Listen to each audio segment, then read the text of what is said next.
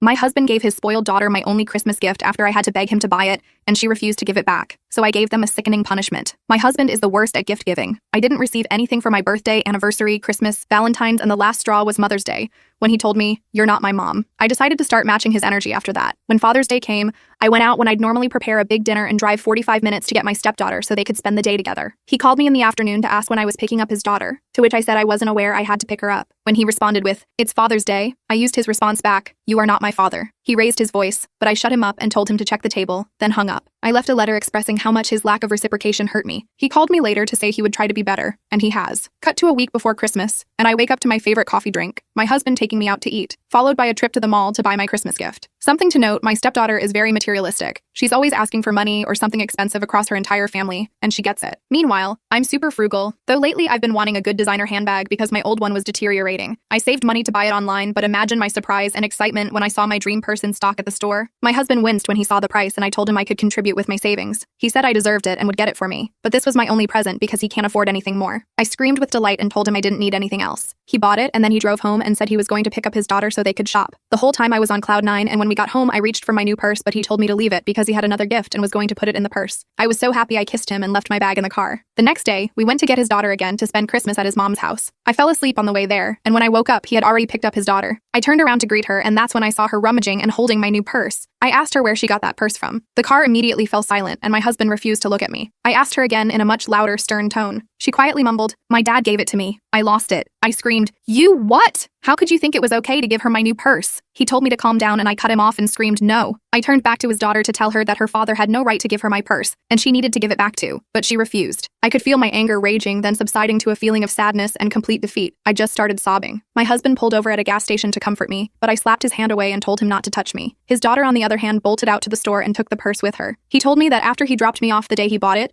his daughter saw the purse and begged to let her have it. He refused until she reminded him about all the times he never got her a gift, and said giving her this purse would make up for it. That played on his heart, so he caved. He tried to say he was going to make it up to me, and I asked him how, knowing it was impossible, because he was broke. This was the only thing I wanted, and he gave it away. That was a harsh betrayal. Then his daughter called asking him to go inside the store because she needed money. As he was walking into the store, I looked back and tears began to fill my eyes as I saw all the gifts I picked out for his family with care. Something came over me and I stopped crying and got into the driver's seat. I wiped my face and peeled out of the gas station parking lot, leaving my husband and stepdaughter behind. I turned my phone off and drove back to town and spent the day with my family. I stayed there the whole night and returned the next day. I have not spoken to his daughter since Christmas, and things are unsettling at home. I have become more distant from my husband. I can't shake the feeling of how he let me down, and I cannot hide my looks of disappointment.